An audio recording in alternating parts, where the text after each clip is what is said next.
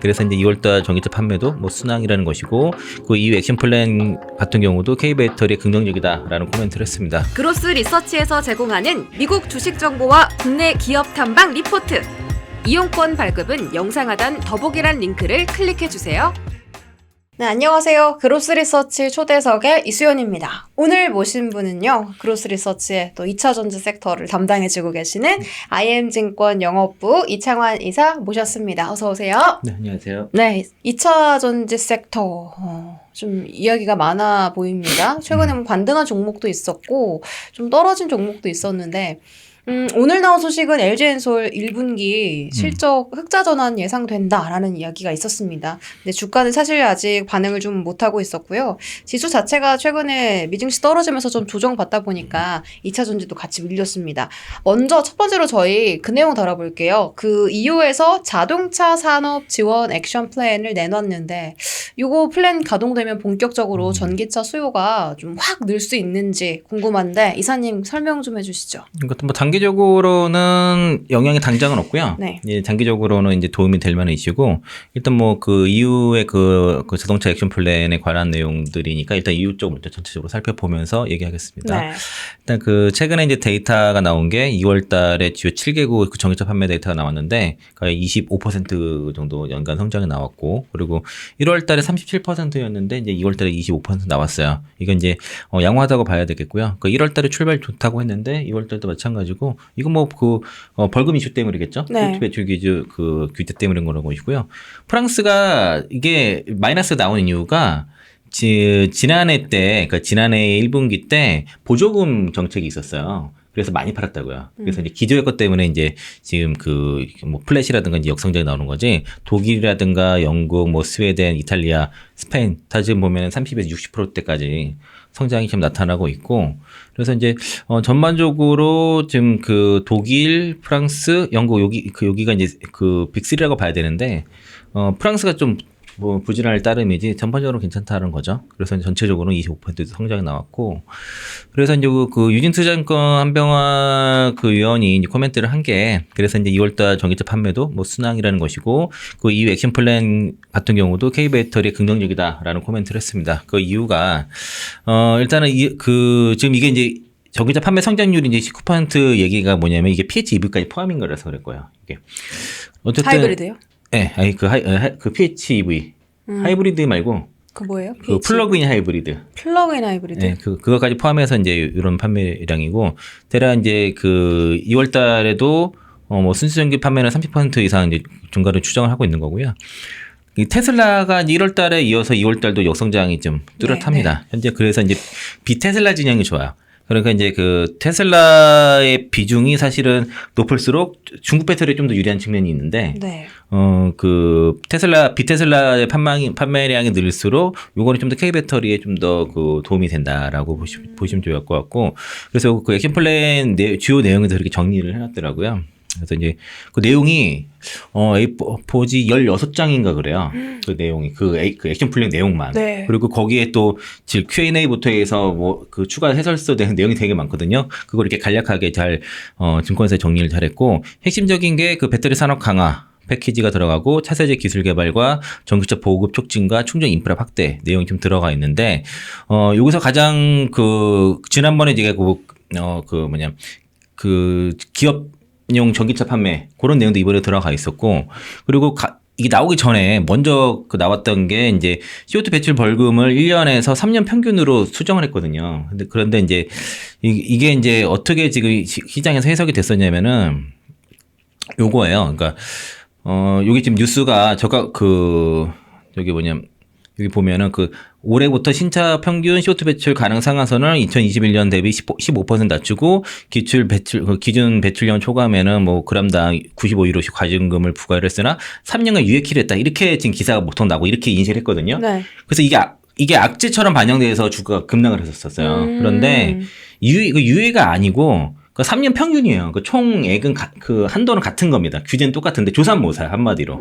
그러니까 1년 평균에서 3년 평균으로. 네, 3년. 네, 그러니까 1년 단위로 벌금 부과한 거를 전체 3년치 목표는 그대로 하고 유예를 좀 해준 거예요. 그러니까 올해 그 달성할 수 있는 기업이 있고 아닌 기업도 있을 거 아니에요. 네. 그러니까 그런 기업마다 차이가 있기 때문에 약간의 융통성을 준 거죠. 실제로. 그래서 2035년까지 내연기관차 판매 금지하겠다는 목표는 그대로 유지를 하는 거고, 그리고 이게 약간의 이제 그 기업들한테 좀 더 그 융통성을 준 그런 다가 보시면 돼요. 그래서 이게 이제 이건 제 코멘트고요. 그 CO2 벌금 규제 3년 평균에는 단기적으로 전기차 수의 부정적인 가능성이 있습니다. 하지만 그러니까 올해 판매량이 적을 경우에는 26년과 27년도에는 더 많은 전기차를 판매를 해야 돼요. 총 수량 양은 같으니까. 그래서 전기차 판매를 그 목표를 채우지 못해서 업체들이 부도나는 상황도 방지할 수 있겠죠. 그 벌금 때문에. 그리고 25년, 27년까지 이런 실질적인 전기차 판매를 기대할 수 있게 되는 것이고, 그리고 그러면은 완성차 업체들은 27년까지 경쟁력 있는 전기차 출시와 판매에 집중할 수 있고, 자칫 벌금으로 빠져나갈 수 있는 자금을 전기차 판매에 대한 마케팅이라든가 개발에 더 활용할 수 있다는 것이죠. 그래서 25년에서 27년까지 3년 평균으로는 오히려 전기차 판매가 더 많이 늘 수 있다. 이렇게 좀 볼 수 있다는 거, 그 얘기를 좀, 한 거고요. 그리고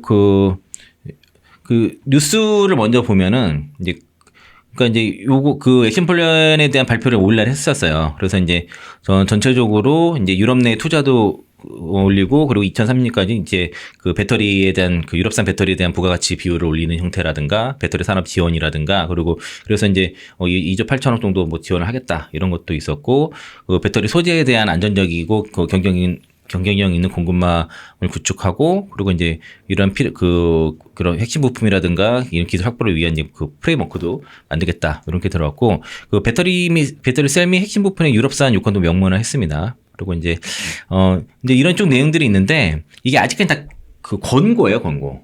그런 것들이 조금 아쉬운 감은 있지만은, 어쨌든 지금 그 뉴스 플로우는 그러니까 어쨌든 유럽에서 지금 그 자동차 산업에 대한 경쟁력 제고하기 위해서 지금 움직이고 있다라는 것이고요. 네. 그리고 다시 와서 이게 전체 내용이니까 보면은, 그래서 배터리 산업의 강화대에서 이제 배터리 제조업체 지원을 확대를 하는 거고요. 여기서 지원금 준다는 얘기고, 네.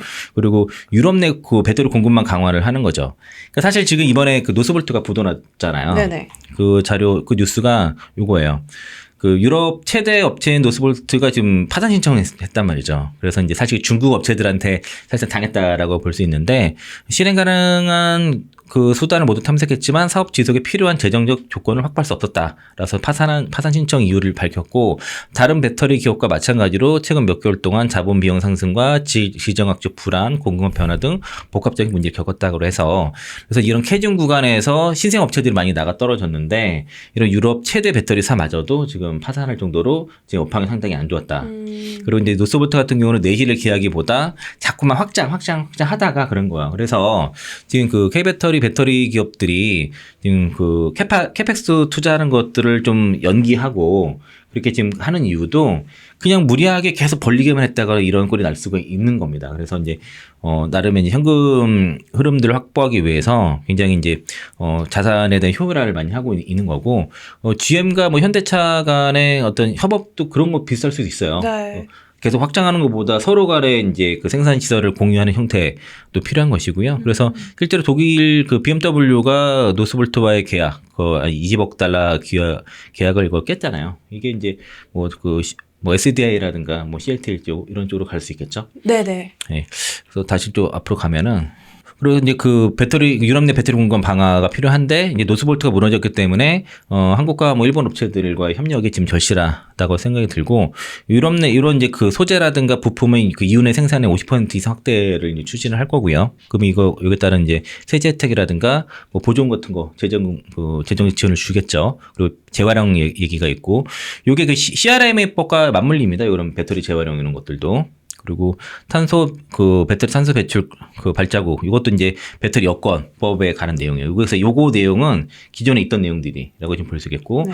차세대 배터리 기술 개발에 대해서도 이제 3억 5천만 유로 배정을 하겠다라고 해서 첨단 배터리 제조와 재활용 기술에 대한 지원들 이런 것들 들어가고, 그리고 이제 스타트업 기업하고, 근데 요게 밑에가 사실 중요해요. 그러니까 요거는 것들은 기반 인프라를 구축하는 부분이고, 그리고 기술 개발하는 거고, 이제 전기차 보급과 충전 인프라 확대 부분. 그래서 이제 특히 사회적 리스 프로그램 도입 부분이 실제 프랑스에서 이걸 도입했을 때 전기차 보급이 급증한 사례가 있어요. 그래서 이거를 유럽 전체 다 도입한다는 것이고 또 이거죠. 기업 차량의 전기차 전속 가속화. 그때 말씀해 주셨던 거. 네. 요거를 이제 법제화를 해야 될 거예요. 그래서 이제 그 법인 차량에 대해서는 전기차 구매를 의무화하는 것들. 근데 이번에는 아직 의무화까지는 안 들어가 있어요. 그리고 유럽 내 전기 트럭 도입 확대를 위해서 보조금도 주는 것들. 이런 것도 들어갈 거고 충전 인프라 확대. 그래서 이제 그 투자하고 그리고 관련 정책 지원하는 거랑 그리고 전기차 관련 규정에서 그 자동차 라벨링을 해서 그 전기차 배터리 원소 탄소 이런 발적들을 다 포함하는 것들이고 그리고 배터리 상태에 대한 정보에 대한 그 정보 제공 의무화 이런 것들 다 들어간다는 거죠. 네. 그리고 여기 내용에 빠졌는데 그 유로 액션 플랜의 첫 부분에 보면은 자율주행에 대한 내용들이 많아요. 그 유럽 전역에서 자율주행에 대한 보급을 위해서 뭐 표준을 만들고 기술을 공유하고 이런 것들이 들어있는데 대체로 요 유로 그 액션 플랜을 분석한 애널리스트들이 2차전지 담당들이 많은데 그런 자율주행 쪽은 빠져 있더라고 대체로. 근데 그런 것 좀 들어가 있는 상태고 그래서 여기까지는 얘기를 했고요. 이 코멘트 그래서 이제 결국에는 이게 이제 유럽 자동차 그 액션 플랜 이런 거 같은 경우도 결국에는 중국 배터리와 전기차에 대응하는 그런 전략이라고 봐야 될 것 같습니다. 그래서 이제 특히 이제 전기차 정책을 어떻든 지원하고 육성한다는 게 그 골자고 그리고 이 내용들은 저 이제 그 자료 화면에 해놨으니까 같이 또 읽어보시면 좋을 것 같고요. 설명을 이렇게 해서 하고 여기에 대해서 그 미래에셋에서 코멘트를 했어요. 그래서 이제 제가 아까 개략적으로 말씀드렸던 내용을 이제 다시 정리를 하게 되면은 저 이거 봤어요. 네. 네, 리포트. 네, 그래서 이제 요거 한병화 의원이 정리한 거 요거랑 그리고 미래에셋 정도만 보면은 어느 정도 내용을 볼 거예요. 그게 이제 내용이 너무 많더라고요. 많고. 길죠. 네, 그리고 이제 번역본으로 챗GPT 돌려서 번역해서 보는데 일단 내용이 많아요. 하도 보다 읽다 보면은 그래서 이제 그냥 정리하는 거 기다려보자. 그래서 정리를 해준 거고 주요 내용이 규제 완화, 요거 CO2 규제 3년 평준화 요게 들어가 있고 그 전기차 수요 정책, 그 수요 촉진 정책과 배터리 밸류체인의 리쇼링 강화 요 세 가지가 핵심이라고 하는데 자율주행 얘기가 많이 들어가는데 이걸 다 뺐더라고요. 그리고 이게 이제 부정적이라고 이제 보는 경우죠. 그 CO2 규제 3년 평준화. 이게 이제 유럽 단기 수요에 대한 부정적이지만은 오히려 그렇게 되면은 26년, 27년도는 수요액의 상향 조정이 가능하다. 오히려 이제 단기적으로 수요가 부정적이면은 26년, 27년도에는 판매가 더 증가할 수밖에 없는 거죠. 그리고 이제 이게 더 당장에 벌금을 걷는 것보다 실제 전기차 판매가 더 증가하는 게 더 맞으니까 이런 정책이 지금으로서는 괜찮은 것 같고요.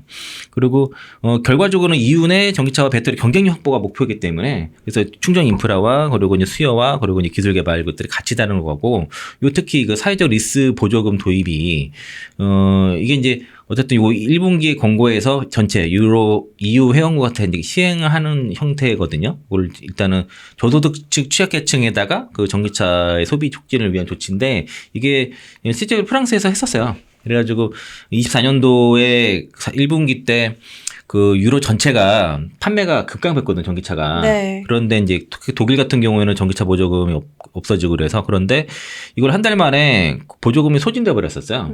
너무 빨리 팔려서. 네, 그래가지고 프랑스 같은 경우가 그 당시에 다른 데는 다 두 자릿수 마이너스일 때 혼자서 24% 판매 성장이 나왔던 거죠. 이게 효과가 있다는 것들이 확인됐기 때문에 이러면 이걸 유로 전체로 적용했을 때는 이게 효과가 명확할 가능성이 높다. 네. 그러니까 이제 EU는 프랑스에서 성공적이었던 사회적 리스 보조금 프로그램을 전 유럽 지역에 확대하려는 목표를 제시한 것으로 판단한다라고 이제 코멘트를 했고 이는 그렇게 되면 중장기 관점에서 주로 저소득층 중심의 이제 그 EU 전기차 수요 확대에 대한 긍정적인 영향을 줄 수 있는 것이고 그래서 아마 이런 예산들은 24년 그 프랑스 기준으로 보면은 이런 대략 그 대당 한 6,500유로 굉장히 많은 거예요, 되게 이게.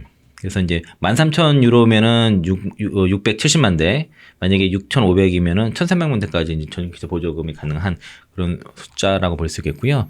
그리고 이제 그 기업 차량 그 전기차 구매 확대 정책 말씀드렸던 거죠. 그래서 이거를 이제 논의 중인데 그 올해 2분기부터 본격화가 되고 입법 과정이 아마 그 올해 말까지 해서 그때 말씀드렸던 게 26년 1분기까지 그 법안을 제시해야 된다. 네. 해야 된다라고 얘기를 했던 거라서 아마 26년부터 진행이 될 것 같고 그럼 내연기관차에 대한 구매에 대한 세제를 축소를 하고 전기차 구매하게 됐을 때는 그 세제 혜택을 확대를 해주는 거죠. 그리고 이제 그런 게 들어가서 이게 이제 의무화가 들어가야 돼요. 이게 아직은 요 권고안이기 때문에 의무화까지는 안 들어갔는데 기업들이 전기차 그 구매에 대한 그 의무화 뭐 그런 것들 이제 기업 차량에 대한 그러니까 기업 차량 그 법인이 무조건 구매한 게 아니라 저기 판매 그 완성차 업체들이 법인 차량의 판매 몇 퍼센트를 의무화하는 이런 형태가 돼야겠죠. 네.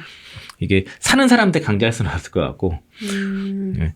그리고 이제 기업 차량 전기차 의무화가 법제화될 경우에는 23년도 그 전기차 구매 100% 가정할 경우에는 뭐 최대 그 200만 대 이상의 그때 210만 대라 그랬었어요, 제가. 그래서 이제 요게 이제 특별히 많은 어떤 그 예산이 들지 않고 전기차 수요를 촉진할 수 있는 아주 좋은 수단이라고 볼 수 있겠습니다. 그러니까 유로의 그 자동차의 신차 수요가 60%가 기업용 차량인데 전기차 보급률이 훨씬 떨어지기 때문에 이런 그 법인 전기차 판매를 의무화할 경우에는 이 수요가 최소 그러니까 보통 한 200만 대 정도의 수요가 기본적으로 확보가 된다라고 좀 그렇게 보시면 좋을 것 같고요. 전체 수요의 25% 정도의 신규 수요 창출이 가능하다. 굉장한 겁니다. 그래서 이제 법 하나 바꾼 것만으로도 그럼 이런 수요 25%의 수요 창출에 효과가 있는 것이고 그리고 기업 차량의 전기차 구매 확대 정책은 어떤 유의미한 예산 확대 없이 EU OEM 중심의 그 전기차 수요 확대를 유도할 수 있는 정책이다라고 해서 굉장히 효과적인 정책인 것 같아요. 필요할 것 같고 또 EU 차원에서의 전기차 인센티브 조정에 대한 필요성이 있다라고 얘기를 하고 있습니다. 그래서 이제 26년부터 아마 당장은 안 될 거 하고 26년부터는 EU 전체 회원국 전체로 그런 그 인센티브가 아마 좀 확보될 수 있도록 지금 자금원을 지금 모색을 하고 있다. 네. 그렇게 명시를 했고요. 그리고 이제 이런 그 밸류체인에 가는 것도 명시가 되어 있었습니다. 그래서 이제 원가 경쟁이 있는 배터리 셀 공급망 확보, 배터리 셀의 주요 원가를 차지하는 그 양극재, 전구체 이런 기타 부품에 대한 지원 투자 필요성을 명시를 했고 또 2030년 기준으로는 50% 이상 부가가치를 유럽 지역에서 이제 달성하도록 얘기해서 그렇게 되면 이제 그 유럽에 투자를 해야 되죠. 그렇죠. 공장 세워야죠. 네, 그래서 그런 것들이 들어가 있고 그리고 배터리 부스터 법안 또 들어가 있어요. 그래서 이제 그 25에서 27년에 그 EIB 그룹 벤처 부채를 운영해서 이제 그 EU에서 배터리 제조하는 업체들한테는 이제 18억 유로 예. 조율한 예정이라서 이게 저거 AMPC랑 비슷한 겁니다. 아. 네, 그런 거랑 비슷해요. 그리고 CRI법도 지금 사실 지금 우리가 23년도 1월 달에 2차 전지 종목도 움직일 때 유로 그 EU의 그 CRI법이 위반되면서 원자재법이죠. 그게 나오면서 이제 광물 관련 업체들이 막 움직였단 말이에요. 18억 유로가 2조 8,400억이래요. 네, 아까 여기 2조 8천억이라고 그 써 있었었어요. 아, 네. 원화로. 네, 아까 저기 그 자료에 보면은. 네. 그리고 이제 그래서 이제 이런 것들이 결과적으로는 어떤 그 배터리 그러니까 CLA법 자체가 이제 배터리 파트너십을 구축하는 그런 내용들이 있는데 이런 포함돼서 전체적으로 이제 EU 내에서 배터리 셀과 그런 소재 이런 것들 광물 같은 거를 만들었을 때에 대한 그 뭐 지원 정책들이 앞으로 들어갈 거고 그리고 이걸 어떻게 자원을 확보하는지가 좀 중요해요. 그래서 액션 플랜에서 언급된 내용의 자금원이 뭐 여기 지금 그 이런 구축된 내용들이 있는데 대략 뭐 지금 최대 보면 한 867억 유로 정도 된다고 합니다. 그러니까 500억 유로에서 한 867억 정도 되는데 어쨌든 이런 자금 확보에 대한 계획도 있어요. 그래서 이게 이제 장기적으로는 이게 결과적으로는 중국 전기차와 배터리를 견제를 하면서 그리고 또 여기 내용에 이런 것 중국 배터리와 전기차에 대해서 견제 내용도 들어 있거든요. 사실은. 그렇게 되면 이제 K배터리 분명히 장기적으로는 좋은 내용이 될 수 있다는 것이고 이게 그 내용이에요. 그러니까 그 전기차 보조금 때문에 전기차에 대해서 중국 전기차에 대해서 그 상계 관세를 매겼잖아요.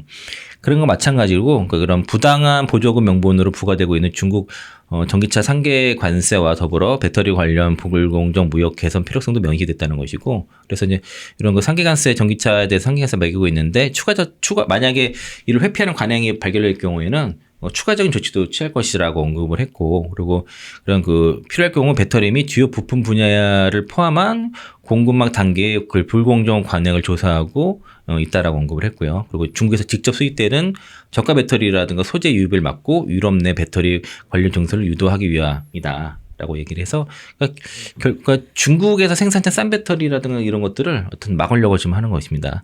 다만 이제 이런 보조금이라든가 이런 것들이 다 이렇게 구체적으로 다 이거다가 명시 못했어요. 워낙 짧은 기간에 준비를 하다 보니까 대부분 다 권고 아니지만 모든 시행이 다 26년도예요.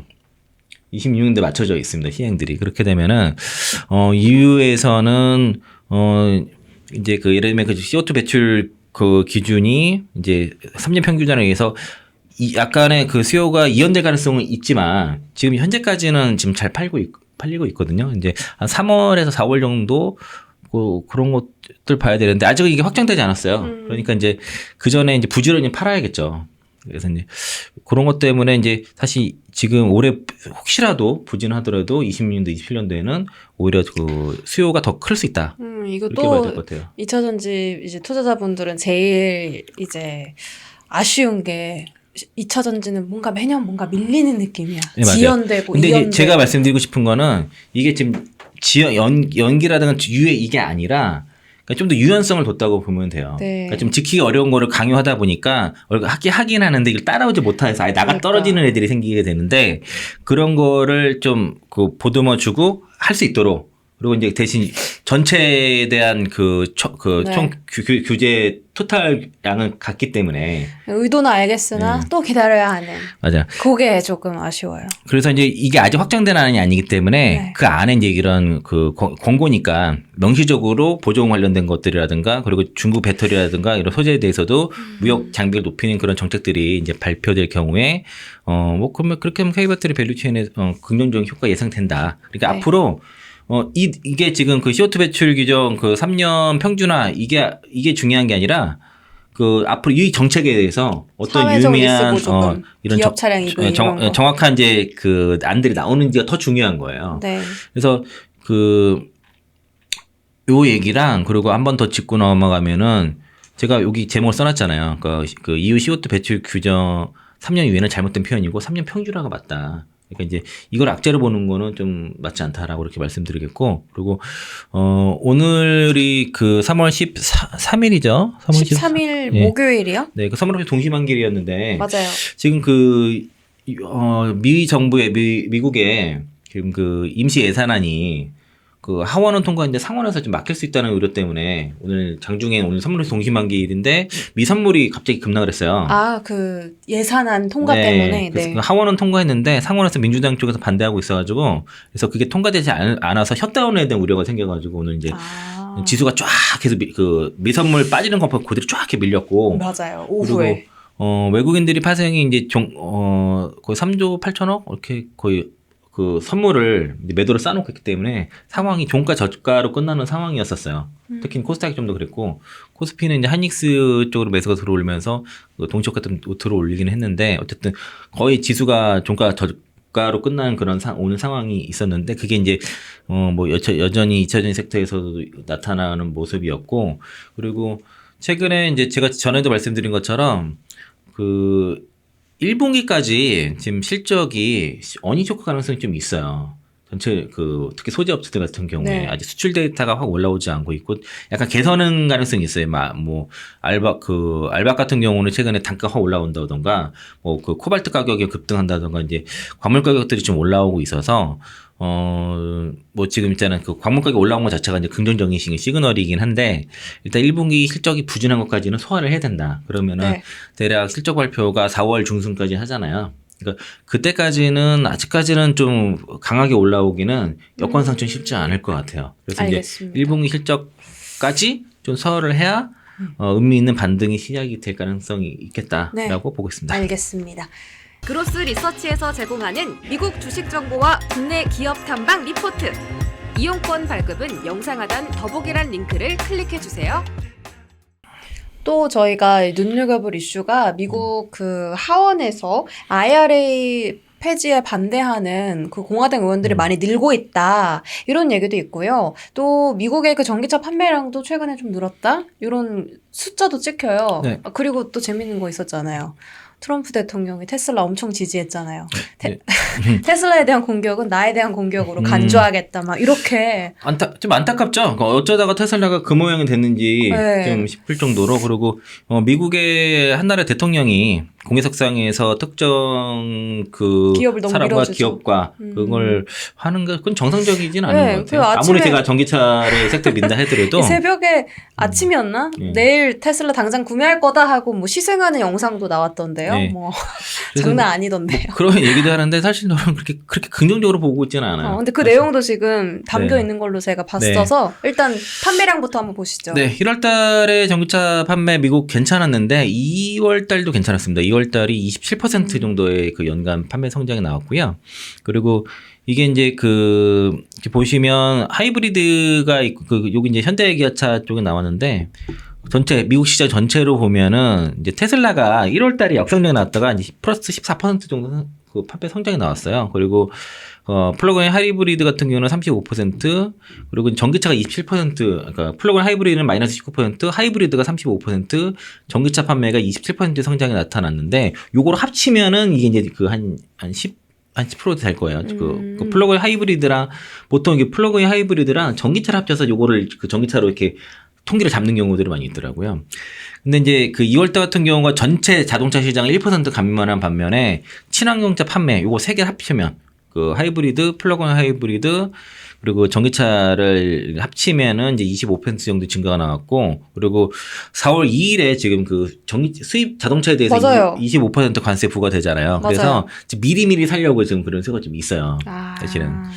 근데 이제 그 4월부터 사실 그 체크를 해봐야 돼요. 그러니까 3월까지는 판매 가능성, 증가 가능성이 높습니다. 그런데 4월부터 실제 둔화가 나타나는지를 좀 봐야 돼요. 전기차도요? 네, 맞아요. 마찬가지야, 다. 그래서 이제 그 2월 달에 하이브리드 35% 전기차 27% 증가 나와서 전체 이제 판매에 대한 그 견인을 했고, 또 이제 모델 수도 증가를 했습니다. 그 전기차 모델과 그리고 친환경차 어떤 트럼프 행정부의 뭐 보조금 폐지하지 않을까 이런 거에 대한 우려 때문에 지금 선수가 좀 발생을 한 게 있어요. 그런 측면이 좀 있고, 그리고 요거는 이제 이건 삼성증권 자료인데, 그러니까 이거죠. 그 PHEV랑 그 BEV 합치면 이제 이게 한 15% 정도 성장이 나오는 거죠. 왜냐면 PHEV가 마이너스였으니까. 그래서 그 영업일수도 좀 줄고 해서, 그런데 이제 테슬라 같은 경우가 이제 여기 14% 정도 그 전년 동월 대비 성장이 나왔거든요. 이때면은 모델 Y는 이제 아직은 이제 모델 Y 주니퍼가 출시 전이다 보니까 부진했지만 모델 3라 그리고 이제 그 사이버 트럭이 이제 급증해서 이걸 좀 커버를 해준 그런 모습이고, 지행 같은 경우에는 지금 지난해 11에서 12월 달에 밀어내기를 했습니다. 그래서 16,000대를 판매를 했지만 지금 그 2월 달에 그 9,351대 판매를 해서 그 94% 판매 성장이 나타났거든요. 네. 근데 이제 전월 대비해서는 이제 한 14% 정도. 그러니까 올해 30만 대 정도 얘기를 하고 있는데 9,000대 판매는 물론 94%의 그 전월 대비 급성장이 나왔지만 좀 아쉬운 측면이 있는 거죠. 아직은 좀 더 연간으로 30만 대 팔려 그러면은 월 3만 거의 3만 대 가까이 팔아야 되잖아요. 25,000대 이상 팔아야 되는데 아직은 좀 이게 더 올라야 될 것이고, 포드도 21% 정도 성장이 나타났는데 그 F150 라이트닝은 좀 판매 부진했고, 그 마이라든가 이 트랜짓 같은 경우가 좀 판매 성장이 나타났는데, 지금 그 F150 라이트닝이 약간 생산에 좀 문제가 있고, 이게 또 멕시코에서 많이 생산돼요. 만약에 멕시코에서 관세가 매겨지게 되면은 이제 F150에 대해 생산이 좀 어려울 수 있고, 또 그 F150 라이트닝이 알루미늄이 많이 들어갑니다. 근데 철강이랑 알루미늄에 대한 관세가 매기잖아요. 맞아요. 그러면은 좀 라이트닝 생산 단가가 확 올라갈 수가 있어요. 네. 그러면 이제 생산에 좀 차질이 좀 그럴 수도 있다. 그래서 이제 포드는 F150 라이트닝이 좀 계속 부진할 가능성이 있습니다. 그렇게 되면. 그럼 요게 이제 SK 온배터리라든가 뭐 에코프로비 양극재가 들어가는데 그 영향은 좀 계속 받을 수 있을 것 같고 나머지 기업들은 그렇게 뭐 잘하지 않았어요. 혼다라든가 현대차, 기아 뭐 이렇게 좀 전반적으로 부진했고 폭스바겐도 한 6% 정도 성장이 나왔지만은 ID4가 좀 그 19% 역상적이 나와서 좀 판매 좀 부진했다는 것이고요. 그래서 이제 그 혼다라든가 GM, 포드 같은 경우에 전체 판매량에 그 폰다는 82%, GM은 47%, 그리고 포드는 47%가 멕시코, 캐나다에서 생산돼요. 그리고 이게 대부분 다 엔솔계 들어갑니다, 배터리가. 이것도 관세 맞아요? 그러니까 이제 그 전기차에 대한 관세, 자동차 관세가 25%를 맞으면 캐나다에서 오는 거니까 관세를 그렇죠. 맞겠네요. 특히 이제 혼다가 타격이 좀 있고, 그리고 이제 포드, GM 다 마찬가지예요. 이게 다 엔솔계 들어가서 이번 배터리 만약에 관세가 부과됐을 경우에 가장 영향이 큰 거는 엔솔인 것 같다. 그러면 엔솔에 들어가는 배터리 밸류체인, 그러니까 이게 지금 자동차 관세 문제가 불거졌을 때 2차 전지가 지금 약한 이유가 있는 거예요. 네. 그래서 이제 이런 관세 문제 때문에 최근에 좀 더 그 반등이 좀 더 더딘 것도 있었고 오히려 또 하락하는 것도 그래서 이게 좀 발목을 좀 잡고 있어서 지금 매크로 여건 상황이 이제 아주 썩 좋지는 않아요. 사실 관세 이걸 좀 극복을 해줘야 되고 이걸 극복하려면은 결국에는 이런 판매 데이터가 계속 잘 나오면 됩니다. 나오면 되는데 일단 3월까지는 분명히 괜찮을 것 같은데 4월부터가 고비다. 네. 4월부터는 테슬라 모델 Y 주니퍼가 본격 출시돼서 뭐 테슬라가 뭐 좀 어떤 판매를 이끌 수도 있습니다. 근데 그래서 이게 그 얘기예요. 그래서 테슬라바 관세 폭탄에 그 트럼프바 관세 폭탄에 테슬라 홀로 반사 이익이라는 한 얘기가 그러니까 중국산에는 고율 관세 부과하고 캐나다라 멕시코에도 관세 부과하기 때문에 여기에 대한 반세 이익을 미국 내 생산 비중이 높은 테슬라가 입을 수 있다. 이런 얘기를 하고 있고요. 네. 테슬라가 자체 그 미국 내 생산 비율이 높고 앞으로 또 미국 내 생산 비율을 또 2배 올리겠다고 하고 있습니다. 그래서 이제 자체 공마 구축도 어느 정도 성공했기 때문에 상대적으로 GM이라든가 포드보다는 상당히 유리하다는 것이고요. 또 GM 같은 경우가 그 이코노스 EV 같은 경우에 그 멕시코에서 생산이 되다 보니까 25% 관세 맞게 되면은 모델 Y랑 경쟁력이 떨어질 수밖에 없는 거죠. 그래서 그런 얘기가 나온 거고 모델 Y는 미국에서 일단 생산하고 있습니다. 네. 미국 판매는. 그래서 이제 이런 그 관세에 대해서 상당히 테슬라가 지금 자유로운 편이다. 네. 이 관세 문제에 있을 때는 일단 테슬라가 유리한데 지금 워낙 그 정치적으로 있다 보니까 오히려 지금 미국에서 공격을 좀 받고 있죠. 그리고 현재 그 미국 캘리포니아 그 트리몬트와 텍사스주 오스틴에서 전량 그 모델 Y 생산 중에 있어서 그래서 이제 그 이런 생산 비중이 미국이 높다 보니까 경쟁력이 있다. 그 얘기고요. 반면에 지금 테슬라 차주들이 요 엠블렘을 좀 다른 걸로 바꾸고 있습니다. 이거 사이버 트럭인데 도요타라고 써있네요. 네, 뭐 이런 식으로 이렇게 가리고 있어요. 이게 아우디 뭐 진짜 아우디인 줄 알았어요. 이런 식으로 여기 이제 A6 써 있잖아요. 일부러? 네, 이런 왜요? 식으로 지금 그 테슬라 받고 막 있는데 다른 거 붙이고 막 이렇습니다. 그래서 이제 이런 반감 때문에 그래서 이제 공격을 받으니까 그래서 이제 이런 그 테슬라 관련된 매장도 습격당하고 테슬라 차량에는 테레도 하니까 이제 차량 엠블렘을 갈아 끼우는 그런 차주들이 늘고 있다라고 볼 수 있겠고요. 그래서 이제 요게 그때 여기 보면은 그 일론이 이거 기아가 이거 부셨다가 그 일론이 미쳤다는 것을 알고 이 차를 샀다 그러고 그거 마케팅했다가 다 떼었어요. 그리고 이런 스티커도 있습니다. 그 기사 봤어요. 기아에서 네. 했다고. 여기 보면은 일론 머스크가 미쳤다는 걸 알고서 이 차를 샀다 그렇게 지금 써 있잖아요. 그 문구를 막 스티커로 붙이고 다닌다는 겁니다. 그래서 이제 이런 재밌는 그러니까 이게 재밌다고 본다보다 이게 어쩌다 이렇게 됐을까 좀 황당한 거죠, 사실은. 그런 거 이런 문제 때문에 테슬라 판매에 지금 특히 유럽 같은 경우 급감을 했는데 이 미국도 마찬가지 가능성에 대해서 이걸 좀 염두에 둘 필요가 있어요. 그러니까 연초에 테슬라 모델 Y 주니퍼에 대한 수혜로 주로 테슬라 밸류체인 종목들에 대해서 강조를 했었는데 거기에 대한 아이디어에 약간 훼손 가능성도 좀 염두에 둬야 됩니다. 지금은요. 그래서 참 예측하기 좀 어려워요. 지금 상황이. 그리고 이제 트럼프가 그 테슬라 일론 머스크를 아주 노골적으로 지지를 했단 말이죠. 매우 노골적으로. 네. 테슬라 차도 직접 구매하고 시승하고 그러면서 이제 테슬라 그 일론 머스크에 대한 강한 지지를 드러냈는데 이렇게 얘기했습니다. 기자들 앞에서. 테슬라 차량을 구매하는 이유는 우선 제품이 정말 훌륭하고 둘째는 머스크가 이 일에 자신의 에너지와 인생을 바쳤기 때문 그 테슬라를 수표로 정가에 샀다라고 하고 있습니다. 직접 운전할 수 없으니까 백악관에 두고 직원들이 사용하도록 두겠다라고 해서 한 $8만 줬답니다. 그 모델 Y 주니퍼 산 것 같은데. 그리고 이제 그 여기 대해서 이제 일론 머스크는 트럼프 정부 정책에 힘입어 2년 안에 미국 내 테슬라 차량 생산을 2배로 늘릴 것이라고 얘기를 했습니다. 자율주행에 대한 자신감도 상당히 필요하곤 했고, 그러니까 이제 트럼프 입장에서는 일론 머스크가 워낙 공격을 받고 하다 보니까 공개 지지 선언을 한 것으로 보여지고요.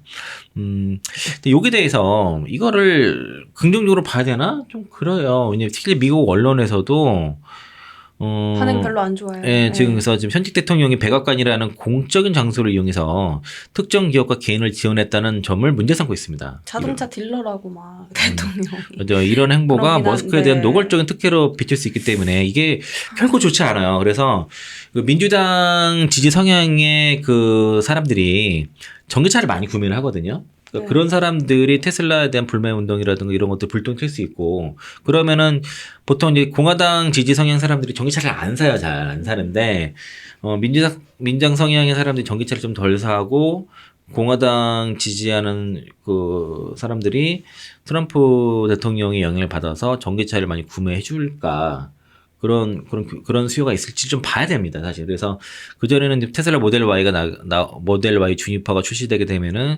전기차 그 지난해 부진했던 테슬라의 그 전기차 판매 부진을 상당히 이제 만회를 하고 큰 성장이 나올 수 있는 걸 기대를 하고 있었는데, 오히려 역효과. 예, 지금 봐야 된다는 거죠.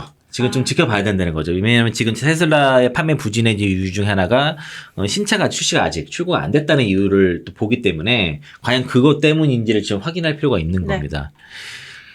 그리고 요거는 이제 우리 2000 섹터 전체의 좀 긍정적인 내용인데요. 상당히 중요한 내용인데 반영 잘 안 되는 것 같아요.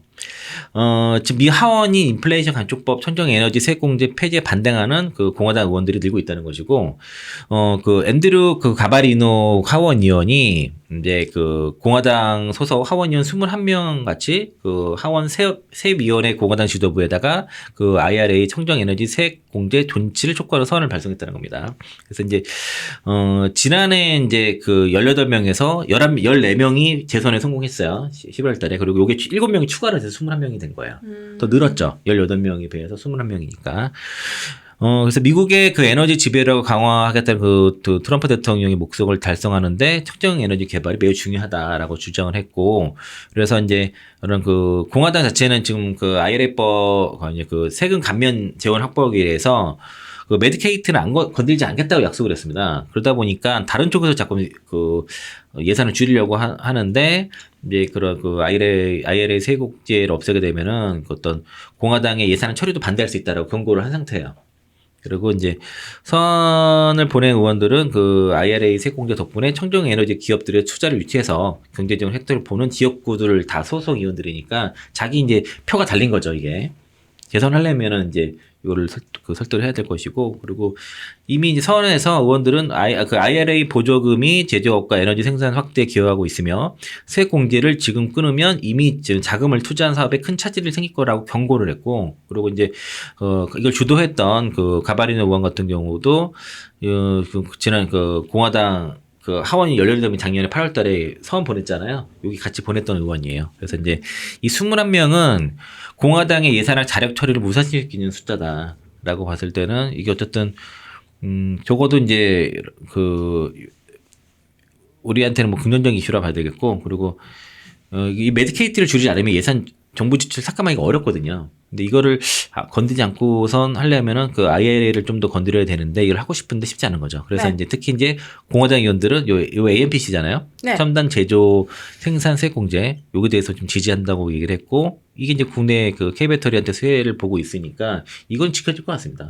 이게 문제 될 것 같지는 않아요. AMPC만 지켜지면 그래도 네. 희망적이네요. 그리고 전기차 보조금 없어도 없이도 잘 팔린 차들이 많았어요. 그러니까 결국에는 차량 경쟁력이 중요한 건데 보조금 있으면 더 잘 팔리겠죠. 그래서 네. 이제 근데 사실 존슨 의장 같은 경우는 그 하원 의장이죠. 근데 줄이고 싶어요. 줄이고 싶어 하는데 여기에 대한 반발이 있어서 이건 좀 더 지켜봐야 되는데, 어쨌든 그 AMPC 같은 경우는 뭐 상당히 지켜질 가능성이 매우 높다. 좁다. 그래서 거기에 대한 걱정을 하지 않아도 될 것 같다. 근데 그리고 전기차 보조금은 언젠가는 없어져야 될 건데 당장 이렇게 없애기는 쉽지 않을 거 정도로 이렇게 이해하시면 좋을 것 같고요. 그리고 이것도 이제 우리 시간에서 많이 다뤘던 내용이에요. 미국에서 중국산 배터리 사용 법으로 막는다는 것들. 아, 이거 하원에서 통과했다고 소식 들었어요. 네, 그래서 이제 그 국토안보부에서 이제 중국산 배터리 사용 못하게 하는 규제. 그때 지난해 이제 요거를 이제 그 블랙리스트를 지정을 했었죠. 6개 배터리 기업에 대해서. 그게 이제 하원 통과를 한 겁니다. 그래서 이제 미국 하원이 10일 중국산 배터리 타겟으로 하는 해외 적대국 배터리 의존도 간섭법을 통과시켰고, 이게 그러면 미국 내 보안을 담당하는 국토부가 아니라 국토안보부예요. 이렇게 그 DHS는 국토안보부의 기금이 들어가는 경우에 중국산 배터리를 구매하지 못하게 하는 규제인데, 이게 일단 하원 통과를 했기 때문에 상원 통과 가능성이 높다는 거죠. 여기 그 해외 적대국 배터리 의존도 감소법의 대상은 CATL, BRD, 엔비전 에너지, 그리고 그 EV, 그 하이툼 에너지, 고션 하이테크 6곳입니다. 딱 정해놨어요. 여기를 쓰지 말라는 거고, 28년 10월부터 이제 여기 그 사용이 금지가 되는 것이고, 다만 이게 민간이 아니라 이제 그 안보부 쪽이니까 당장은 이게 큰 영향 크진 않아요. 일단 상원은 뭐 통과될 것이고, 하지만 이로 인해서 그게 그 파장을 일으킬 거라는 거죠. 그리고 이제 민간 기업의 구매라든가 다른 기관의 의사결정이나 이런 규제 않지만은 국가기관의 중국 배터리 관련 구매 금지 규정이 처음 등장하게 된다면 타 기관이나 민간 기업도 영향을 받을 수밖에 없다는 분석이고, 또 비관세 장벽이 한 번 더 만들어지게 될 경우에는 중국 배터리 기업을 대상으로 한 장벽을 높이는 추가적인 법안이 입법될 가능성도 높다라고 얘기를 하고 있습니다. 지금 관세에다가 이런 식으로 그 사용 금지까지 하게 되면은 사실상 미국으로 들어가는 중국 배터리는 거의 다 막힐 가능성이 상당히 높아지겠죠. 그리고 이제 중국 배터리 관세가 지금 45%예요. 테슬라가 제일 큰 피해 아니에요? 중국 거 많이 쓰는데 LFP? 그거는 주로 중국에 많이 들어가는 거고, 그리고 중국에 미국에서 판매되는 테슬라의 대부분 배터리는 다 파나소닉이에요. 엔솔 거는 주로 유럽으로 들어갑니다. 근데 이제 유럽에서도 테슬라 판매가 급감하니까 이것도 엔솔한테 안 좋죠, 사실은. 그럼 이게 이제 K 배터리한테 좀 수혜를 줄 수 있는 포인트가 있나요? 그럼요. 이제 그 얘기를 할 거예요. 네. 특히 어디에 더 많이 수혜를 주게 되냐면은, 어쨌든 지금 중국 기업들이 현지 생산 기지 건설하는 것도 관세를 우회를 하는데 이것도 막힐 거 가능성이 높아요. 그 투자도 다 제한할 가능성이 높기 때문에 이런 거 다 무력화 된다고 하면은 ESS 쪽 이 얘기 했던 거잖아요. 했어요. 예. 관세가 이제 7.5에서 그 25%로 올라갔을 경우에 그것만으로도 원가 경쟁력이 이제 K 배터리에 더 있을 텐데 지금 더 올라갔잖아요. 사용 금지까지 했잖아요. 그렇게 되면은 ESS 배터리 시장을 좀 90% 이상 중국 업체들이 수출을 다 장악하고 있는데, 이거를 우리가 앞으로 가져올 수 있다는 거죠. 그래서 이제 ESS 시장이 굉장히 폭발적으로 성장하고 있는데 대부분 수혜를 다 중국이 가져가고 있는 상황입니다. 이게 이제 우리가 이제 사업이 너무 시장이 작았을 때 화재 사건이 일어나다 보니까 다 손을 뗐을때 그 시장 급속히 커지면서 중국 업체들이 이제 LFP 배터리를 기반으로 해서 사업을 많이 가져갔는데, 이게 이제 중국산이 막히게 된 경우에는 대부분 한국 배터리를 차지하게 되겠죠. 일단 올해 엔솔이 생산이 들어가고, 엔솔이라든가 삼성 SDI, SK온, 파나소닉 이거 4밖에 없어요. 네. 선택지가. 그러면은 뭐 생산하는 대로 우리가 이제 그런 중배터리 업체들이 장악한 시장 우리가 뛰어들었을 때는 같이 경쟁하는 데 어떤 리스크가 있었는데, 이걸 다 뭐 비관세 장벽이라는 관세 장벽으로 다 막게 되면은 뭐 파나소닉부터 해서 배터리 3사가 다 가져가는 것이고, 파나소닉 같은 경우도 실적이 잘 났던 이유가 ESS 비중이 30%예요. 그렇죠. 엔솔이 10%밖에 안 되고 이게 높아져야 돼요. 그러니까 CATL 같은 경우도 그 ESS 비중이 굉장히 높거든요. 훨씬 높아서 그래서 이익이 많이 나는 거예요. 전기차 비중이 상대적으로 적기 때문에. 그래서 ESS 비중을 좀 늘려야 된다. 그러니까 업체들이 거기 마진이 더 많이 남는 고마진 사업이라서 그렇다고 봤을 때는, 그래서 이제 이런 이제 긍정적인 이슈도 있었고, 특히 공화당 의원들의 세공제 유지하자부터 이제 중배터리 사용법으로 막는 거라든가 아니면 이제 그랬는데, 그 데이터도 좋아요. 판매 데이터도 좋은데 이게 갑자기 변수가 이 테슬라 변수가 좀 생겼어요. 그러니까 전기차 투자 올해 하는 부분에 있어서. 네. 사실 미국에서도 올해부터 신차 많이 나오고, 또 금리도 뭐 이날 뭐 하반기부터 할 가능성도 높고, 그리고 업체들이 모델들이 많이 나와서 준비를 많이 돼서 긍정적인 이슈가 많았는데, 이 테슬라에 대한 변수가 어떻게 작용할지를 일단은 적어도 일단 신차 나올 때랑, 그리고 관세 문제, 그럼 4월부터 봐야 됩니다. 4월부터 네, 역시 그래서 실적 소화랑 네. 이슈 소화 다 4월부터. 그러면 그런 노이즈들이 어떤 윤곽에 나타나는 게 지금 4월부터라서 네. 당장 그러면은 2차전지 섹터 종목들이 4월까지는 아주 뭐 급반등 나오기는 좀 어렵다. 그래서 제가 계속 그 지난해 4분기 때 말씀드린 게 버티더라도 섞어서 하자. 일부 좀 비중 조절을 해서 그러니까 막 내가 이걸 다 팔고 그렇게 하면 고민이 되기 때문에 그 분할을 좀 비중 조절해서 좀 그 뭐 최근에 요즘 막 그 특히 4월 달에 모멘텀이 가장 많은 섹터가 바이오 섹터예요. 학회라든가 이런 것들 많아서 그래서 그 중에서 좀 임상 모멘텀이라든가 모멘텀 있는 종목들을 좀 섞어서 투자를 해놓고 거기서 수익을 낸 다음에 그 다시 거기서 수익 실현해서 다시 담아도 되잖아요. 네. 그래서 이제 이런 비중 조절을 하자. 아직은 그 단계다라고 볼 수 있겠습니다. 알겠습니다. 그로스 리서치에서 제공하는 미국 주식 정보와 국내 기업 탐방 리포트. 이용권 발급은 영상 하단 더보기란 링크를 클릭해 주세요. 자, 지금 미국 상황 좀 짚어봤고 마지막으로 인터배터리가 있었잖아요. 3월 달에 최대 그 2차 전지 쪽의 모멘텀이었습니다. 실제로 인터배터리 전이랑 이제 개최 중에 2차 전지 종목들 반등 많이 나왔었고 이때 최대 키워드가 뭐 사육파의 배터리 또 있었고 여러 가지 있었습니다. 근데 우리 이사님이 또 직접 다녀오셨다고 사진도 직접 찍어 올렸다고 했거든요. 제가 이제 그 인터배터리가 이제 그때 3일간 수목금 3일간 있었죠. 그때 며칠이나 그럼 3월 5, 6, 7이었나요? 5, 6, 7? 그 첫날 갔었나? 첫날 갔었는데 5, 6, 7 맞아요. 네, 그 3일짜리 그러니까 한 달 전에 미리 그 예약을 했었어요. 사전 예약을 해가지고 이제 갔는데 네, 11시 반쯤 도착했나? 그 아침에 이제 오전에 일 보고서 갔는데 걸리더라고요. 11시 반까지 가서 5시 반까지 돌아다니면서 한 번도 못 앉았어요. 볼 게 너무 많아서요? 하루 만에 다 볼 수 있는 양이 아닌데 돌면서 이제 찍고 보고 자료도 너무 많으니까 다 볼 수가 없잖아요. 사진도 찍고 뭐 팜플렛 수거하고 뭐 그러면서 쭉 봤는데 그 느낌은 그 예전 그 첫날이라서 그런지 뭐 일반 관객 그 투자자들보다도 좀 이렇게 그런 분 좀 덜 오셨던 것 같고 사람 정말 많았지만은 분위기가 좀 달랐던 측면이 있었다라고 생각이 들고 그리고 이게 이제 확실히 이제 주가들이 가라앉다 보니까 투자 관심보다 실제 이제 이 기술에 대해서 관심 있는 사람들이 좀 더 많이 있었던 것 같고 네.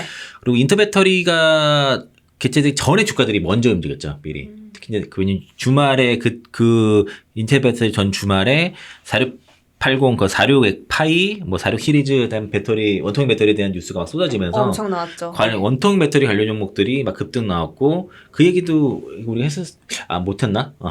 그때 방송이 아니어서 못했는데 네. 제가 그 머니투데이에서 얘기했나 보다. 급등 나오고 해서 미리 한번 움직여서 다시 지금 다 주가 조정이 지금 나온 상태인데 여기 그 삼성증권 조현일 애널리스트가 정리한 자료가 있습니다. 거기에 제가 찍은 사진들 같이 좀 겸했어요. 그래서 이제 삼성이니까 삼성 걸 먼저 했더라고요. 삼성 SDI를. SDI 부스를 갔는데 요게 그 2170 원통 배터리 들어간 로봇입니다. 이 로봇이었고 요거 자율주행 버스도 있었고 너무 귀엽다. 예, 전고체 배터리에 대해서는 올해는 별로 강조를 안 하더라고요. 이렇게 부스에서 전고체 배터리라든가 뉴스는 되게 많이 27년도 하반기 양산하겠다 정도이고 그리고 템리스 이제 배터리 하겠다는 거서 여기 보면은 24년도에는 전고체 배터리 양산 로드맵 공개했는데 올해는 이거는 이제 27년 하반기 구체화한 거고 46파이 원통형 배터리에 대해서는 2개 모듈이었는데 그 4개 제품 라인을 확대를 했고요. 그리고 이제 로봇 배터리에 대해서 요거 있었고 그리고 템리스 구조 요거 있었고 그리고 열 전파 차단 기술에 대해서도 이번에 이제 그 얘기를 했는데 네. 여기 보면은 그래서 그 내용이요. 이거 단데 요걸 안을 못 들어가 봤어요, 그냥. 앞에서 여러 사진 찍었고. 그리고 여기 그 NCA, 그리고 미드니켈, 그리고 LFP 배터리에 대해서는 요 그런 포트폴리오를 제시를 했고요. 요 ESS, 그래서 이거 삼성 배터리 박스 약자입니다. SBB. 네, SBB. 예, 요거를 이제 실제 돌아가는 것 같지는 않던데 이걸 전시했었고요. 그리고 여기서 그 셀투팩. 각형 배터리 그 셀투팩 할 수 있다 보니까 요거 이제 이렇게 전시를 했습니다. 이게 하고 요거에 대한 설명들 들어갔고요. 그리고 이제 그 무선 UPS용 배터리들 이렇게 들어가 있고 이런 전동 공기 같은 것도 이렇게 다 그 원통 배터리 다 들어가더라고요. 그래서 이제 여기 보면은 그 포스코 부스 가니까 삼성 SDI 그 원통 배터리가 들어간 그 전기 바이크 또 들어가 전기 있어요. 바이크, 네. 그런 것도 있더라고요. 그래서 이제 뭐 무선 청소기에도 들어가고 그러니까 지금 보면은 배터리 3사가 이번에 부스를 보면은 그 전기차에만 국한된 게 아니라 다른 어플리케이션에도 다양하게 뭐 로봇이라든가 선박이라든가 전동 공구 뭐 특히 ESS 같은 것도 많이 강조를 했고 그래서 올해는 이제 포트폴리오를 다양하게 좀 보여주는 그런 모습들이 좀 나타났다라고 볼 수 있겠습니다. 여기 보면은 요거 18650, 170 뭐 이렇게 돼 있잖아요. 여기 4680 이렇게 배터리 이렇게 있는데 네. 예, 그런 것들이 이제 삼성 SDI 쪽에서는 좀 나타났었고 그래서 요 정도 나왔다고 보시면 거의 맞아요. 사실은. 네. 그리고 이제 요거 보면서 자율주행 시대에도 이런 자율주행 같은 경우에는 개인 차량에 대한 자율주행보다 저는 운송수단, 특히 우리도 지금 자율주행 버스 다니잖아요. 네. 전국에 4개 노선 다니고 그리고 이제 화물 같은 거, 자율주행 화물 차 같은 경우가 전국으로 지금 이제 다니됩니다. 그게 군집 운행을 해가지고 그런 것도 물류 쪽에는 자율주행이 상당히 쓰임새가 많아요. 장기간 운행을 해야 되니까. 근데 이제 뭐 시내 운전하는 자율주행 얼마나 필요하겠어요, 그렇죠? 대체로 그럴까요? 고속도로 네. 가지고 테스트 많이 하지만은 안 타봐서 모르겠네요. 예, 자율주행 그렇게 필요하지 않아요. 그러니까 지금 충분히 있는 왜요? 졸음운전할 때 이렇게 딱 알아서 멈춰주고. 그거는 지금 것도 그 졸음 방지 충분히 있나요? 있잖아요. 예, 있잖아요. 제 차는 이제 없어가지고. 그러니까 개인차들, 그러니까 개인이 자율주행을 아직까지는 그렇게 썩 필요하지 않고 법제 문제도 있고. 근데 이제 실제 이제 이런 운송, 그 자율주행 버스라든가 운행, 운송 화물차 이런 거는 굉장히 유용하게 쓰고 있다는 거고. 지하철 네, 이런 그리고 것도 필요할 것 같아요. 지하철은 자율주행하기 쉽지 않죠. 그게. 그럴까요? 네. 되면도 좋을 텐데 네. 그게 그래서 기관사들의 되게 되게 중요합니다, 사실. 그래요? 그리고 거의 자동으로 가는데 그 멈추고 하는 것들은 기관사들이 하니까. 그리고 이제 그 엔솔 부스를 가니까 여기 24년도와 25년도 차이를 이런 식으로 정리를 했더라고요. 그래서 이제 그 46 시리즈 특히 이제 원통 배터리 쪽 공개하고 특히 여기 이제 4680, 469, 4610 다 최초 공개하면서 나트륨 배터리, 바이폴러 배터리, 건식 전국 공정도 이렇게 별도 부스로 해서 이제 화면으로 주로 이렇게 보여줬고 그리고 요게 태양광 전기차 스타트업 요거 차 있잖아요. 앞탈라 모터 그게 요겁니다, 그거. 그래서 다른 사람 타고 있어 타지 못했어요. 여기서 태양광이랑 배터리가 같이 들어간 형태. 그런 거고. 미래 자동차 같아요. 네. 그리고 원통 배터리들 이런 식으로 이제 구성한 것들이랑 요게 지금 포르쉐거든요. 포르쉐 타이칸인데 요게 신형 배터리래요. 네. 그전보다 좀 더 주행거리라든가 충전소가 빨라지는 배터리인데 이게 포르쉐 타이칸은 이게 낮잖아요. 그래서 이거 파져 있어요. 보통 배터리 플랫폼이 이렇게 돼 있잖아요. 이거는 이거 앞좌석에 파져서 이렇게 낮춰져 있는 그런 구조고 좀 더 이렇게 신규 배터리가 들어가 있고 그리고 이제 LFP 파우치 셀투팩입니다. 그리고 파우치 셀투팩 유닛 셀 유닛 이렇게 구성한 것도 보여주고 그리고 고전한 미드니키 배터리 여기 지금 파우치 형태로 좀 보여줬고요. 그래서 이제 요거에 대한 설명도 있었고 그리고 요거 보면은 이게 지금 배터리 스테이션이에요. 수압 스테이션. 그래서 이거가 이제 주로 오토바이라는 이런 거 있잖아요. 이런 차 이게 충전기 빼서 갈아 낄 수 있는 그런 형태로 해서 그래서 제가 들어봤는데 제법 무게가 나가더라고요. 그래서 네. 여기 2170 원통 배터리 들어가고 또 몇 개 들어간다더라? 300, 한 400여 개 들어가는 것 같아요.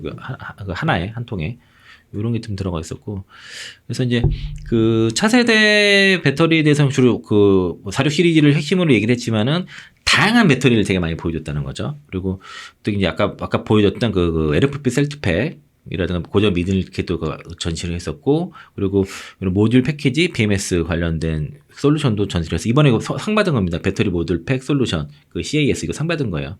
이거 두 개가 상 받은 겁니다. 이렇게 빨간 진해진 게 이때 상 받은 거. 그리고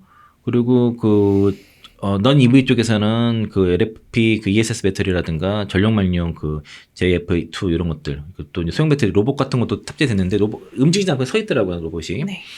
그래서 이런 내용들이 들어갔었고 사진들을 전시 찍어온 겁니다. 그래서 이제 뉴스들이 많이 있어가지고 제가 이렇게 자세히 설명은 안 드릴게요.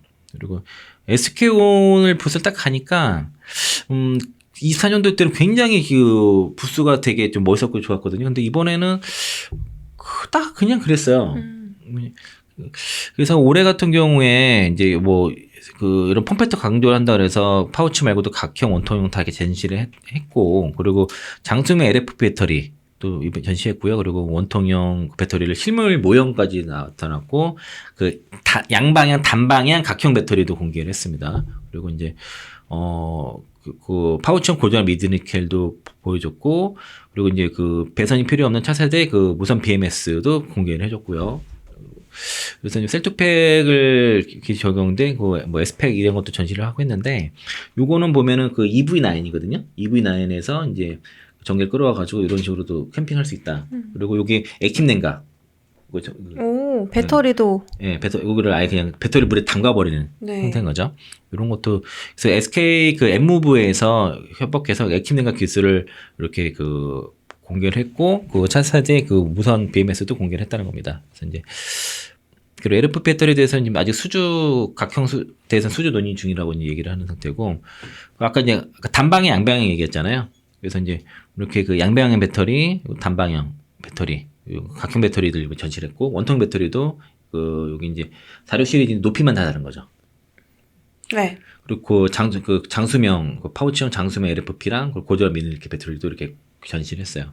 그리고 건식 전공 기술에 대해서 얘기를 했고, 고분자 산화물 복합 그 배터리 있고, 황화물계 배터리 뭐 이런 식으로 이거 되게 작아요. 실제로 보면 되게 좀 작은 거고, 작은데 밀도가 높은 거죠. 그런 식으로 좀 전시를 했었고요. 에코프로랑 엔캔까지만 한번 훑어볼게요. 근데 이번에 에코프로 같은 경우도 그 지난해 같은 경우에는 뭐 크롤 뉴프시타 이런 거 막 강조하고 막 했었는데, 제가 갔을 때는 부스가 다소 좀 한산한 편이었습니다. 지난해 대비. 지난해는 자리가 뭐 없어. 사람 너무 많아가지고 뭘 이렇게 그 얘기도 어려웠는데, 이번에 많이 강조했던 게 결국 인도네시아 그 법인, 인도네시아 GM과 합작해서 인도네시아에서 이제 그 싼 양극재를 만드는 것들에 대한 강조를 많이 했어요. 그래서 이제 원가 경쟁력을 이제 한 15% 정도 높이는 거에 대해서 상당히 강조를 많이 했고, 그리고 그 에코프로 이노베이션과 CNG 합병 그 내용에 대해서 있었고, 그리고 이제 그 제품 로드맵에 대해서도 좀 발표를 했습니다. 그리고 그 포트폴리오, 이거 배터리 형태, 이거 양극재고요. 이거는 그 배터리 형태에 대한 그 포트폴리오 로드맵 때 주로 LFP 이 얘기랑, 그리고 이제 그 전고체 배터리에 대해서 좀 로드맵을 했는데, 이게 제가 원래는 이게 지금 이게 그 프리댄스 형태가 아니라 그냥 형태라서 이걸 크게 했다 이렇게 하려고 그랬는데, 프리댄스 형태라서 지금 확대가 안 돼가지고 네. 그걸 못 보여드리네요. 그리고 요거 이제 하이니켈이라든가 미드니켈, 그리고 그 NMX 같은 경우가 이제 요거보다 미드니켈보다 니켈 함량이 더 높인 거예요, 사실은. 그리고 요거는 이제 그 니켈 함량이 30에서 50% 정도 그런 거고, 그래서 그러면서 이제 고밀도, 요거는 이제 NMX는 그래서 고밀도를 좀 그 지원을 하는 거고, 이런 이제 그 자기네들 포트폴리오에 대해서 기술적인 설명을 쭉 올려놨어요. 그리고 도가니 같은 경우는 에코프로 HN에서 하는 것들이 이제 실제로 이렇게 사진으로 보여줬거든요. 그래서 이제 중국 거보다도 뭐 수명이 한 3배 정도 높은 것 같아요. 그런 거랑, 그리고 이제 전구체 기술, 지금 들어간 양구체, 구반반 811, 그리고 그 NCA, 용 전구체 된 기술과, 그리고 헝가리 거점과 그 캐나다 거점에 대해서도 이렇게 설명을 좀 했고요. 지금 사람들이 관심이 있는 것 중에 하나가 엔캠 관심 있나 모르겠는데, 엔캠 부스를 가니까 여기 전해액과 그 CNT 분산재, 리튬염, 유기용매, 첨가제 등 이렇게 전시를 해놨어요. 근데 이제 부스보다도 그 부스가 팜플렛에 있는 걸 그대로 그냥 부스를 해놨더라고요. 그래서 이제 제가 팜플렛을 찍어왔는데, 엔캠의 고객들이 이렇게 많습니다, 거의 다. 그래서 이제 엔캠의 목표가 전 세계 이제 그 배터리와 OEM들의 업체들한테 한 70% 정도의 점유율을 갖는 게 지금 목표고, 그리고 구축적인 캐파도 이렇게 표시가 되어 있고요. 그리고 엔캠도 그 얘기 들어보니까 이제 캐펙스 일정이 약간씩은 지연이 있는 것 같고, 그리고 그 약간 엔솔한테 단가 압력을 좀 받는 것 같아요. 더 낮춰라. 네, 단가 압력을 워낙 지금도 그냥 가격으로 보면 중국산 사다 쓰는 게 더 싸기 때문에. 네. 그래서 이제 그 IRA법이라든가 어떤 관세 문제 때문에 이제 어쨌든 그 미국에서, 그러니까 전액 기업들은 다 미국이 중심이에요. 미국 핵심인데 거기서 미국에서 쓰긴 하는데 여전히 좀 단가 압력을 받고 있어서 그래서 예전에 처음에 계획했던 만큼의 마진을 좀 못 남길 수는 있다. 근데 이제 그래서 이제 전액 부분에서는 그런 약간 단가 압력을 좀 받는 편이다라고 좀 얘기가 들었고 다만 이제 엔캠이 이 전액만 하는 게 아니라 여기 보면 그 CNT 분산액이라든가 리튬이온은 이제 그 2대1이라고 해서 중앙탄도 소재랑 같이 하는 그 합작법인을 사는 거고 유기용매 첨가제 사업도 하는데 이 엔캠의 배터리팩 사업을 시작을 하는 것 같아요. 그래서 이제 그 스쿠터라든가 전기 바이크라든가 킥보드 ESS 쪽에 들어가는 이 배터리팩 사업을 신규 사업으로 지금 하는 것 같습니다. 네. 여기서 이번에 처음 봤고요. 그래서 이제 그런 로드맵도 이거 팜플렛에 있더라고요. 그리고 그 CNT 분산액도 얘네가 원래 이게 서비스 개념을 하던 것들이 이게 이제 점점 커지나 봐요. 그래서 공장 깊어지네요. 네. 그래서 그 공장 증설 좀 들어갔어요. 그래서 이제 26년부터 2030년까지 대략 국내에서 1,000톤, 그리고 헝가리 5,000톤, 프랑스 5,000톤, 조지아에서 5,000에서 10,000톤. 그리고 이제 캐나다 쪽이 아마 뭐 5,000에서 10,000톤에서 전체 지금 캐파가 5,500 그 올해까지 5,500톤 정도 예상을 하는데 26년도 2003년까지는 뭐 21,000에서 31,000이니까 이게 굉장히 커질 것 같아요. 그리고 이 CNT 분산액이 뭐에 들어가냐면은 이제 실리콘 음극재가 들어가는 배터리에는 CNT 도전제가 들어가잖아요. 그 CNT 도전제에 이 CNT 분산제가 같이 들어가줘야 돼요. 그래서 CNT 분산액을 만들 때는 분산재라는 게 들어가요. 근데 여기 제가 이거 이제 이런 업체들 말고 다른 신규 업체가 이 분산재가 들어가지 않는 분산액을 만든 데가 있더라고요. 근데 그게 무슨 차이냐 물어보니까 이 분산액에 분산재가 들어가게 되면 그게 이제 배터리 성능을 좀 저해할 수 있는데 그래서 그게 안 들어가는 분산액 개발을 지난해는 연구 단계였고 올해 개발 성공해서 지금 퀄테스트 받고 있다라는 업체가 있었고 이 CNT 분산액이 아무래도 지금 실리콘 음극재가 적용 범위가 넓어질수록 CNT 도전제도 많이 사용하니까 이게 중요성이 올라가나 봐요. 이 사업도 지금 신규로 하고 있다는 것이고 또 전액은 지금 맞춤형으로 들어가는 겁니다. 맞춤형 전액과 거기 들은 첨가제도 같이 개발해서 보통 이런 전액이라든가 전액 개발의 기술은 배터리 업체를 상당히 갖고 있는데 이런 맞춤형 전액과 특히 첨가제 사업을 해야지 마진이 많이 나봐요. 그래서 이제 첨가제 사업도 동서가 하는 것이고, 여기 이제 EDL의 그 리튬이온 공장이 여기 보시면은 그러니까 올해에 그 공장도 완공하고 그리고 정부 승인 받고 내년 1분기 한 3월 정도에 10,000톤이 완공이 되더라고요. 그리고 27년 3분기에 나머지 이제 그 1만 톤이 완공이 돼서 이게 그러면 캐펙스 일정이 좀 지연된 것 같아요. 그러면 원래는 일정이 올해 그 상반기에 5,000톤에 연말에 10,000톤 그리고 내년에 2만 톤이거든요. 그러니까 올해 연말에 2만 톤 그리고 내년에 5만 톤이었어요.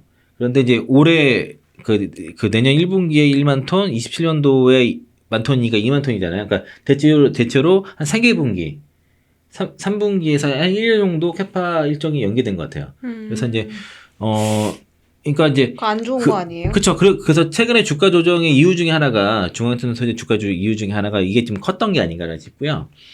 그리고 당연히 연기된 거니까 그거에 비해서는 좀 주가 조정을 좀 과도하게 좀 받은 건 사실인 것 같습니다. 그래서 이제 그거에 맞춰서 이제 밸류에이션을 다시 해야 될 것이고, 그리고 조자 공장이라든가 그 새만금 공장 같은 경우에는 캐펙스가 5만 톤이 부지가 이미 있기 때문에 수요에 따라서 얼마든지 증설을 바로 할 수 있다라고 얘기하더라고요. 그래서 일단은 공장을 다 만들어 놓고선 만약에 회전이 가동이 안 돼 버리면 가동이 운영비가 나오지 않게 되면 문제가 되니까 일단은 이제 캐즘에 맞춰서 일단은 거기 일정에 맞춰서 캐펙스 조정이 됐다. 엔캠도 마찬가지로 돼서 지금 전액 특히 엔캠이라든가 중앙선 소재 같은 경우 주가 조정은 최근에 이런 양식 기업들은 캐즘으로 인해서 정책 캐즘으로 인해서 특히 에코프로베어는 3년 연기됐잖아요. 그러니까 그런 것들이 다 조정이 됐는데 전액 기업들은 그런 것들에 좀 반영이 좀 안 된 거 있는데 이번에 이제 엔캠이라든가 특히 EDL 같은 경우에는 이런 캐펙스 일정 조정에 대해서 공식화를 했기 때문에 이게 이제 이후에 이제 실제 조정이 나왔으면서 이런 인터배터리 하고 나서 오히려 주가 더 빠졌어요.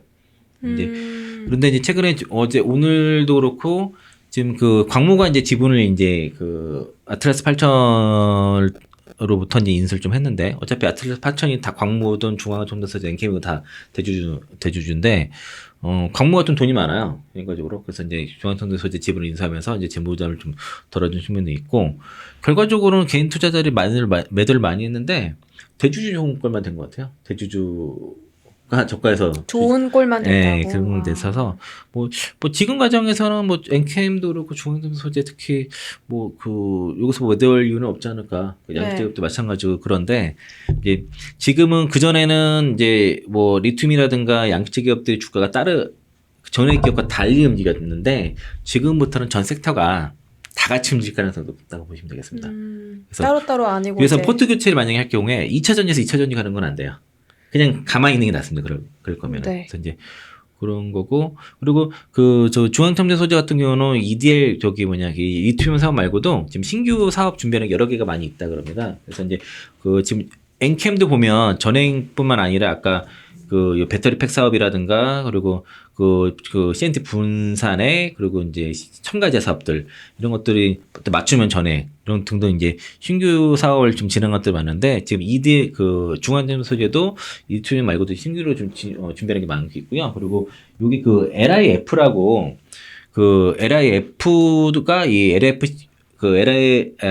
LIP라고 하는데 LIP도 얘네가 증설을 하더라고요. 근데 이게 이제 LIPF6의 원료예요.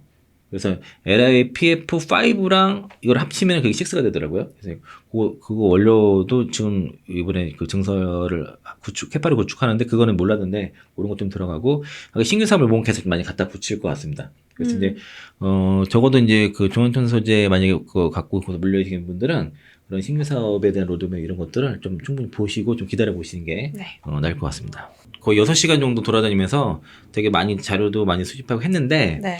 우리가 주원 시간이 뭐 20분이 안 되잖아요. 그러니까 이제 그 안에서 얘기를 하니까 그냥 대충 훑었습니다. 훑었고 되게 구체적으로 말씀해 주신 줄 훑은 거였어요. 훑었고요. 자세히 얘기할 수가 없어서 근데 일단 여기 삼성 증권사에서도 인터 배터리에 대해서 후기가 많이 남겼으니까 이것도 좀 보시고 알겠습니다. 제가 찍은 사진도 이렇게 좀 참고해 보시면 좋겠습니다. 네, 2차 전지 언제쯤 실적이 회복될 것인가. 오늘은 조금 암울한 얘기도 하고 그래도 희망적인 이야기도 해주셨습니다. 이게 평준화 말씀을 해주셔서 오류는 바로 잡고 인터배터를 통해서 미래 성장 동력까지 좀 확인을 해봤고요.